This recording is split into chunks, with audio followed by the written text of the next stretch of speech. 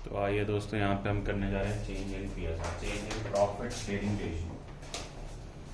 तो दोस्तों यहाँ पे जब भी आपके मान लीजिए 2 या 3 पार्टनर है, मान लीजिए 3 पार्टनर है ए बी एंड सी। कितना पार्टनर है? A B and C. And इसमें से सी या बी या ए कोई भी एक ये कह दे या कोई दो ये कह दे कि हमें यार अपनी रेशियो चेंज करनी है। देखो वैसे तो हम अभी जो पढ़ रहे हैं ये है reconstitution of firm. Reconstitution of firm 4 cases में हम पढ़ चुके हैं। पहला केस यही था कि भैया पहले रेशियो अगर 3:2:1 है और आगे रेशियो 2:2:1 हो जाए या 1:2:3 हो जाए तो इसको कहते हैं चेंज इन पीएसआर, जो आज हम पढ़ने वाले हैं। ये भी रिकॉन्स्टिट्यूशन ऑफ फर्म। एडमिशन हो जाए किसी पार्टनर का तो वो भी रिकॉन्स्टिट्यूशन ऑफ फर्म है। पहले 3:2 था, अब नया पार्टनर आ गया तो 3:2:1 हो गया मान लो। या पहले 3 पार्टनर थे, एक पार्टनर चला गया, ये भी रिकॉन्स्टिट्यूशन ऑफ फर्म है। और डेथ, ये भी रिकॉन्स्टिट्यूशन ऑफ फर्म है। एक पार्टनर मर गया तो 2 ही पार्टनर बचे, दोबारा से फर्म रिकॉन्स्टिट्यूट होती है। तो यहाँ पे जो आज हम सीखने वाले वो क्या है? ए बी एंड सी। तो ये क्वेश्चन आता है रिकॉन्स्टिट्यूशन फर्म के 4 एग्जाम्पल दे दो, 4 एग्जाम्पल मिल गए। तो अभी क्या है? ए बी एंड सी मान लीजिए 3:2:1 में पहले काम करते थे, पर सी ने कहा भाई देखो काम तो हम सब बराबर करते हैं, ए तुझे ज्यादा हिस्सा क्यों मिले? तो इन्होंने कहा ठीक है अब हम इक्वल पार्टनर बन जाते हैं 2:2:2। पर इसका मतलब ये नहीं है, इसका मतलब ये बिल्कुल भी नहीं है कि जितना इन्होंने पुराना काम किया था वो सब भी बराबर हो जाएगा। जितना भी पुरानी चीजें हैं वो सब भी बराबर हो जाएंगी। फॉर एग्जाम्पल इन्होंने कुछ पैसा 6 लाख रुपए जनरल रिजर्व में डाला था। तो अगर पहले की बात करें, देखो मैं बहुत बेसिक चीजें बता रहा हूं, फिर मैं एक्चुअल में करते क्या वो बताऊंगा। 6 लाख रुपए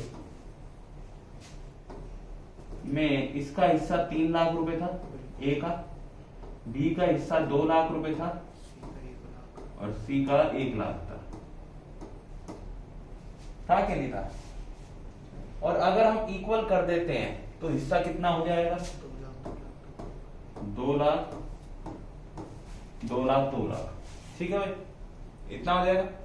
तो दोस्तों यहां पे देखिए आप, नुकसान किसको हो रहा है? ए को।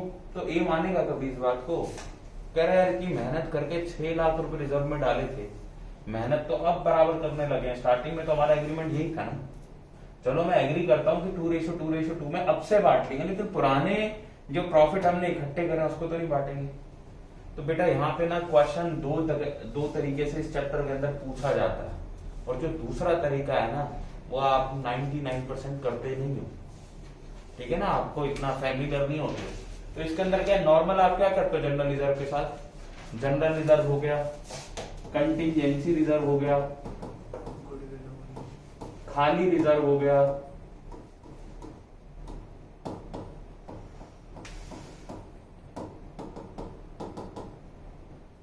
इसके बाद वर्कमैन कंपनसेशन फंड हो गया, इन्वेस्टमेंट फ्लक्चुएशन रिजर्व हो गया।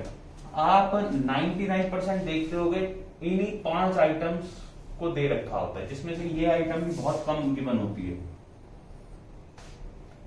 ठीक है, या फिर क्रेडिट बैलेंस ऑफ पीएनएल हो गया। लाइबिलिटी साइड पे आप मुझसे बार बार पूछते हो एक ही चीज कि भैया कौन कौन सी आइटम है जो मालिकों में बढ़ती हैं, और अब मैं बता रहा हूं कि कोई लिख नहीं रहा है, कोई लिख नहीं रहा है, इसको कोई भी नहीं लिख रहा है। और तब जब मैं बताऊंगा नहीं तब तुम्हें परेशानी होगी।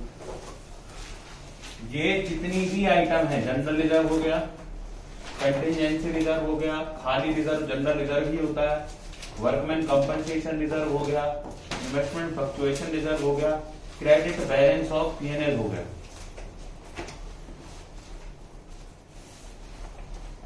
ठीक है, क्रेडिट बैलेंस ऑफ पीएनएल हो गया। तो गाइस ये 6 आइटम ही आपको मिलेगी। लायबिलिटी साइड में जिनको मालिकों की कैपिटल में बांटना होता है। बांटते किस रेशियो में? पुराने रेशियो में, क्योंकि किसी को भी इसमें ऐतराज नहीं होगा। ये पुराना है, पुरानी रेशियो में बांटा जाता है। किस रेशियो में बांटा जाता है बेटे? Old ratio. In old ratio बांटने भी चाहिए। जल्दी से लिख लो बेटे कि लायबिलिटी साइड पे 6 आइटम कभी भी दिखाई दें तो इनको बांट देना होता है, सिर्फ एक केस को छोड़ के। वो केस मैं बता दूंगा अभी, ठीक है जी। हटा दूं? 2 मिनट रुको अभी। ठीक है, ये हटा देते हैं। ओके, चलो कर लो।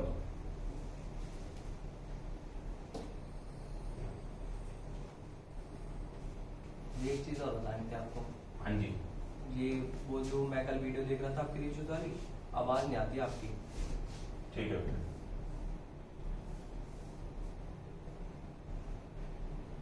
जल्दी करेंगे इसको, जल्दी से। अब आगे देखते हैं कि एसेट साइड पे कौन कौन से आइटम है जो मालिकों में बांटी जाती है। तो सबसे पहली आइटम होती है जिसको हम कहते हैं पुरानी गुडविल। गुडविल ये भी किस रेशियो में बांटी जाती है? ओल्ड रेशियो में, क्योंकि न्यू गुडविल हम जनरेट करते हैं तो पुरानी गुडविल हमारी यूजलेस हो जाती है और ये एक तरह का लॉस बन जाती है। जो एसेट यूजलेस हो गया वो लॉस बन जाता है ना। इसके बाद और क्या होता है बेटा? डेबिट बैलेंस यानी loss of PNL. Debit balance of PNL क्या होता है? लॉस होता है।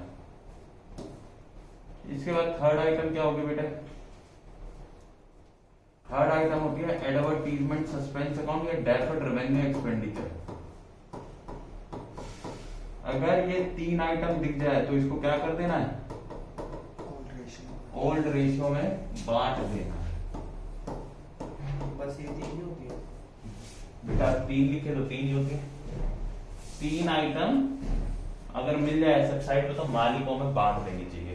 तो चेंज इन पीएसआर का क्वेश्चन हो, एडमिशन का क्वेश्चन हो, रिटायरमेंट का क्वेश्चन हो, टैक्स तुम्हारा इस साल आ नहीं रहा है, किसी भी क्वेश्चन के अंदर अगर आपको ऐसी आइटम्स मिलती हैं तो बेटा बिना सोचे समझे, एक्सेप्शन अभी दे दूंगा, बिना सोचे समझे आप क्या कर देते हो?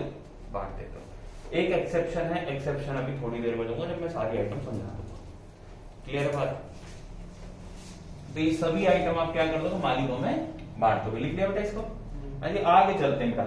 इसके बाद ये भी हो गया हमारा। इसके बाद अब आती है बात रिवैल्यूएशन की। हम एक अकाउंट बनाते हैं जिसका नाम क्या है? Revaluation account. दूसरा स्टेप हमारे यही होता है कि आप जो रिवैल्यूएशन अकाउंट है वो बना लो। इसके लिए एडजस्टमेंट जो होती है वो क्वेश्चन के जो आपका बॉक्स होता है उसके नीचे दे रखी होती है, बैलेंस शीट के नीचे आपको दे रखी होती है। एडजस्टमेंट्स में पता लगता है कि कौन से एसेट की वैल्यू या तो कम हुई या ज्यादा हुई, ठीक है ना? या तो ज्यादा हुई या कम हुई, ठीक है ना? कौन से एसेट की वैल्यू ऊपर हुई या नीचे हुई है। जितने से ऊपर या नीचे हुई है उतना अमाउंट लिखना पड़ता है। मैं कहने की क्या बात कर रहा हूं अभी समझाता हूं। उससे पहले एक और बात, अगर लायबिलिटीज की वैल्यू भी ऊपर नीचे हुई है तो वो भी आता है। उससे भी पहले, समझाने से पहले एक बात बता दूं, रिवैल्यूएशन अकाउंट एक नॉमिनल अकाउंट है। क्वेश्चन आ सकता है 1 मार्कर कि नेचर क्या है रिवैल्यूएशन अकाउंट का? ये एक नॉमिनल अकाउंट है। रिवैल्यूएशन अकाउंट कैसा अकाउंट है? एक नॉमिनल अकाउंट है। अब समझते हैं हम कहने की बात क्या कह रहा हूं। मान लीजिए बैलेंस शीट में एसेट दे रखा है, यहां पे बैलेंस शीट में एसेट दे रखा है हमारा बिल्डिंग, और कितने का दे रखा है बेटा? 3 लाख का मान लो। और नीचे एडजस्टमेंट दे रखी है building is revalued eight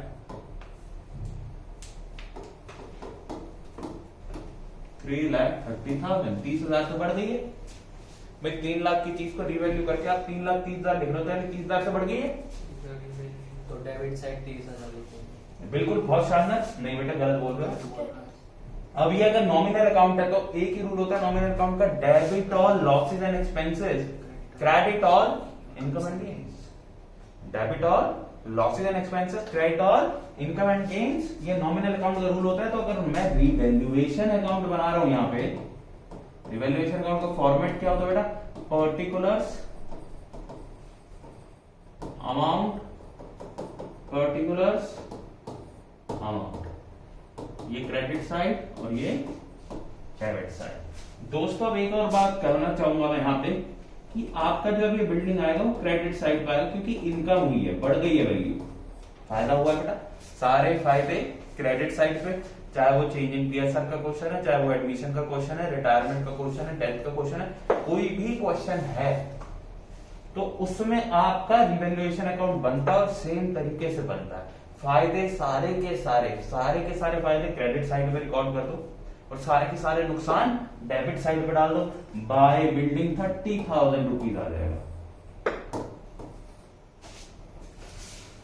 clear है? 3 लाख रिकॉर्ड नहीं किया, 3,30,000 रिकॉर्ड नहीं किया, रिकॉर्ड किया तो कितना, जितना इंक्रीज हुआ है। सिमिलरली एक और एग्जांपल ले लेते हैं, फर्नीचर लिखा हुआ था,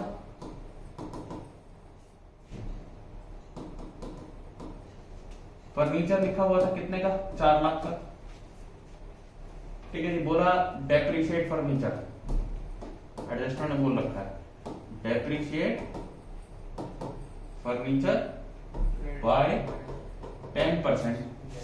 भाई 10,000 रुपए डेप्रिसिएशन लगा दो, 4 लाख का 10%, 4 लाख का 10% होता है 40,000 रुपए। ठीक है बेटे, 40,000 रुपए वाला नुकसान है, नुकसान सारे कहां आते हैं, डेबिट साइड में, टू फर्नीचर 40,000। अब दोस्तों यहाँ पे देख सकते हैं कि नुकसान हुआ 40 का, फायदा हुआ 30 का, तो फाइनली नुकसान हुआ 10,000 रुपए का, तो वो हो जाएगा बाय लॉस ऑन रिवैल्यूएशन। ये लॉस कौन भुगतेगा, भाई मालिक ए बी एंड सी, और किस रेशियो में भुगतेंगे, 3:1 के रेशियो, अपना जो इनका रेशियो उस रेशियो में भुगत लेंगे। 5,000, 3,333, 1,600 इस रेशियो में भुगत लेंगे। कौन सी रेशियो में, ओल्ड रेशियो में। सिंपल लिखूं, किस रेशियो में भुगते हैं, ओल्ड रेशियो। अगर न्यू रेशियो के बने तो उसमें करते हैं, नहीं, भुगतना ही ओल्ड रेशियो में होता है, नहीं रेशियो में नहीं, ऐसा कुछ नहीं है, बिल्कुल भी नहीं है, किसी भी प्रकार से नहीं है। ओल्ड रेशियो में ही भुगतना पड़ेगा। क्या, रिवैल्यूएशन के लॉस या प्रॉफिट को ओल्ड रेशियो में ही भुगतना पड़ेगा। यानी पार्टनर्स कैपिटल में ट्रांसफर करोगे ओल्ड रेशियो में, जो भी प्रॉफिट या जो भी लॉस आएगा। कोई डाउट गाइस, बोलो। नहीं है तो बहुत ही शानदार, आगे चलते हैं। क्लियर है बात, रिवैल्यूएशन क्लियर हुआ। अभी रिवैल्यूएशन की एक आपको जो है ना क्लास 30-40 अभी जो इसकी एंट्रीज होती हैं, एडजस्टमेंट, वही चेंज इन पीएसआर में आती है, वही आपके रिटायरमेंट में आती है, वही आपके एडमिशन में आती है। हर क्वेश्चन में प्रॉब्लम तो इन्हीं एडजस्टमेंट्स में होती है, तो 30-40 एडजस्टमेंट एक साथ आपको सिखा दी जाएगी एक क्लास में। ठीक है जी, उससे पहले अभी मैं आगे चलता हूँ। हमने सीख लिया कि भैया सबसे पहले बैलेंस शीट में जो रिजर्व है उनको बांट दो। पीएसआर चेंज हो रही है तो सबसे पहले क्या करो, बैलेंस शीट के रिजर्व बांट दो। लॉसेज हैं एसेट साइड तो वो बांट दो। आपके रिवैल्यूएशन में कुछ प्रॉफिट या लॉस है ओइंग टू की एसेट और लायबिलिटी की वैल्यू ऊपर या नीचे हुई है तो वो बांट दो, और ये सभी चीजें ओल्ड रेशियो में आप बांट दो। अब तीसरी जो होती है ना वो होती है कैलकुलेशन ऑफ गुडविल।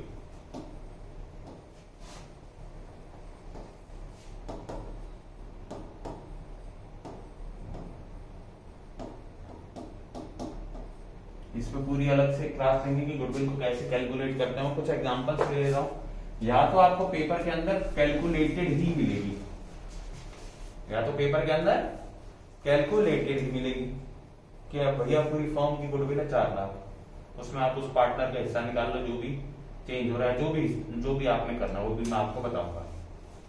या फिर कैलकुलेट करनी पड़ सकती है, तो मेथड क्या क्या होते हैं इसकी पूरी एक अलग से क्लास लेंगे। एवरेज प्रॉफिट मेथड,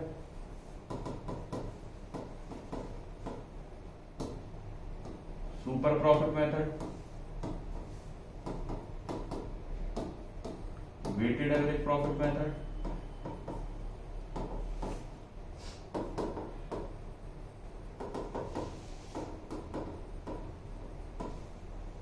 और कैपिटलाइजेशन में दो मेथड होते हैं, एक एवरेज प्रॉफिट का कैपिटलाइजेशन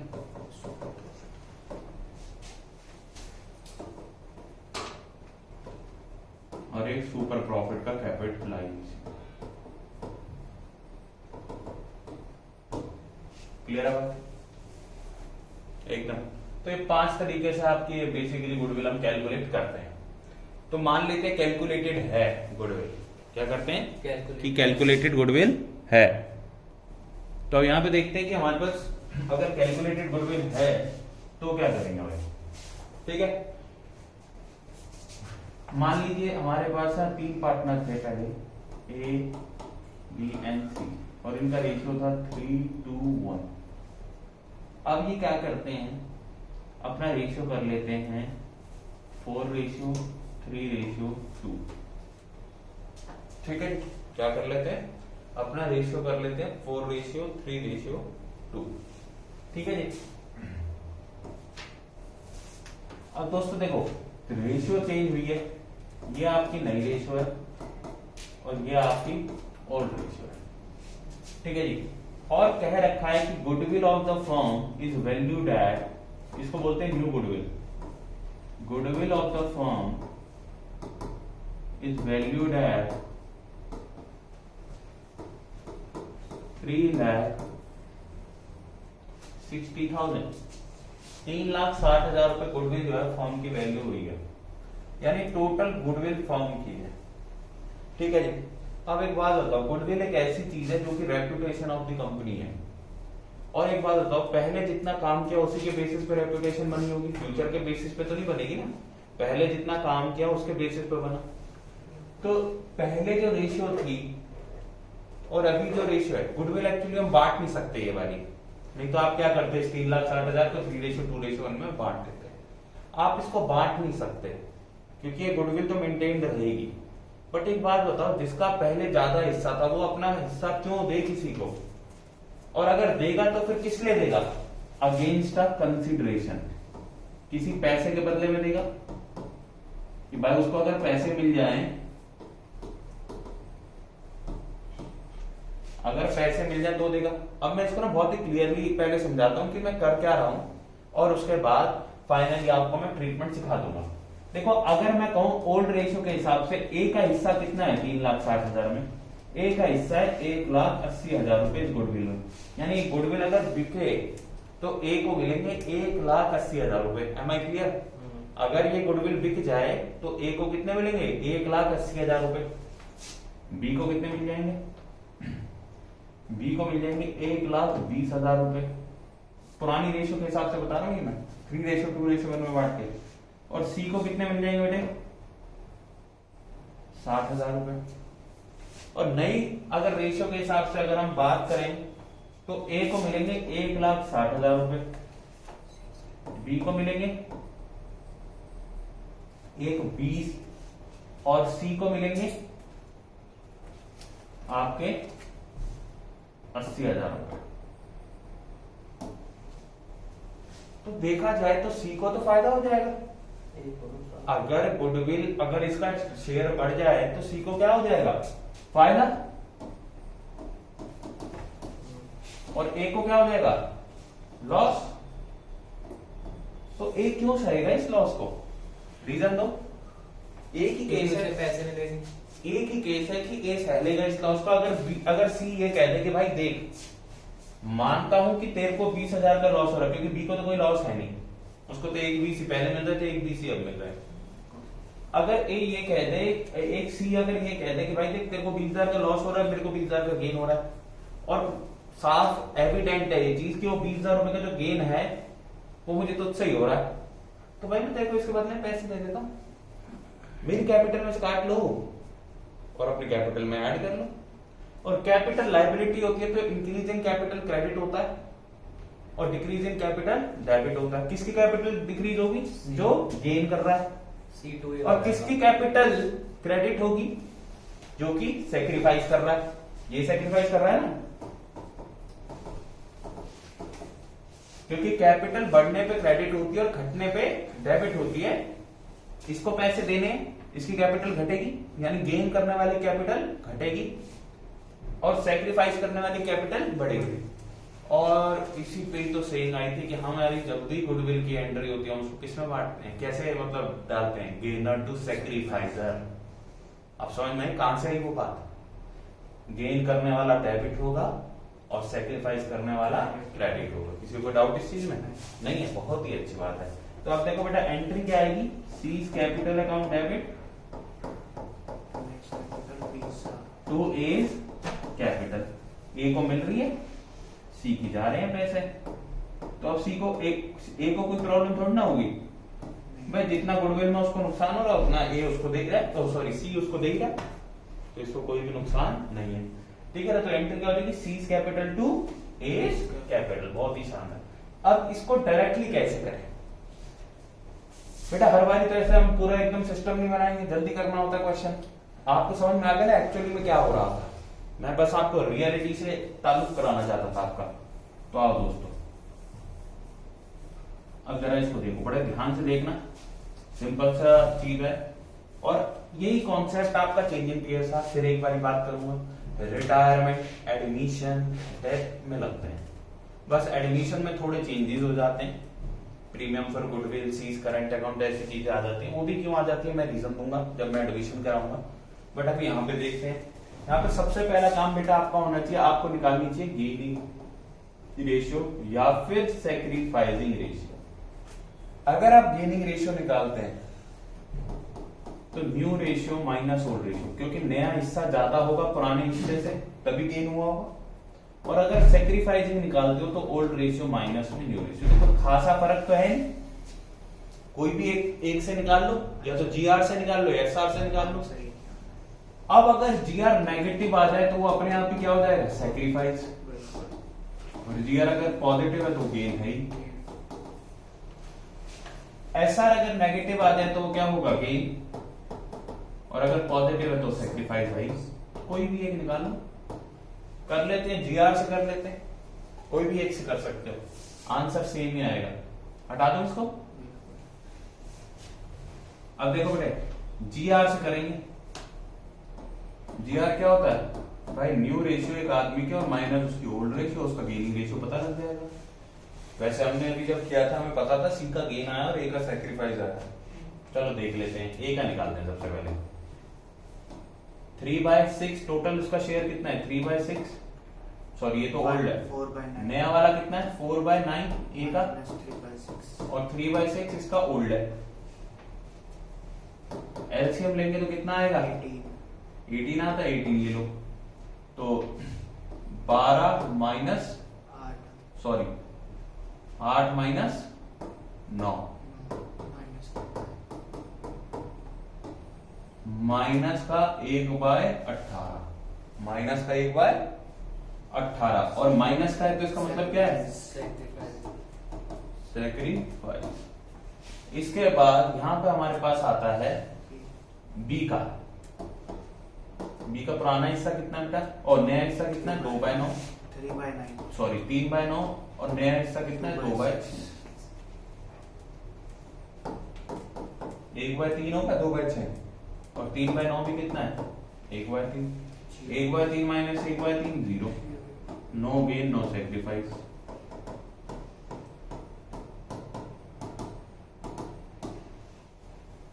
इसके बाद नया हिस्सा कितना है सी का, 2/9 पुराना हिस्सा 8/6 39 18 एलसीएम 4 - 3 तो 4 माइनस, इसने गेन किया, पॉजिटिव आंसर है तो इसमें गेन किया। गेन और सैक्रिफाइस बराबर आना चाहिए हमेशा, गेन और सैक्रिफाइस बराबर आना चाहिए। तो अब जो एंट्री होगी वो क्या होगी बेटा, यहां देखो 3,60,000 रुपए टोटल फर्म की गुडविल है, उसमें से कितना हिस्सा ये गेन कर रहा है और कितना हिस्सा वो सैक्रिफाइस कर रहा है। तुम लोग काफी पूछते हो उनसे, फर्म से क्यों मल्टीप्लाई करते हैं, बेटा कितना हिस्सा गेन किया उतना ही तो देगा, पूरे 3,60,000 थोड़ी ना उठा के दे देगा सीए को, दिए क्या? नहीं, जितना हिस्सा उसने लिया ना 20,000 तो फालतू लिया, तो 20,000 देगा। तो 20,000 निकालने के लिए जितना हिस्सा उसने गेन किया, उसने सिर्फ 1/18 गेन किया है, पहले उसके पास भी कुछ था, यानी इस गुडविल में उसका भी कुछ हिस्सा है, तो 1/18 गेन किया है, तो 1/18 से मल्टीप्लाई करो, 20,000 आ गया, नहीं 20,000 रुपए इसने गेन किया है, ऐसे उसने सेक्रीफाइस किया, 1/18 से मल्टीप्लाई करो, वो भी 20,000 ही आएगा, ठीक है ना? तो वो आ जाएगा। तो अब एंट्री क्या आ जाएगी हमारी, वही same, C is gainer to sacrificer, C ने गेन किया, C is capital account debit to is capital account 20,000, clear है? कोई डाउट इसमें? एकदम। तो ये होता है गुडविल का ट्रीटमेंट।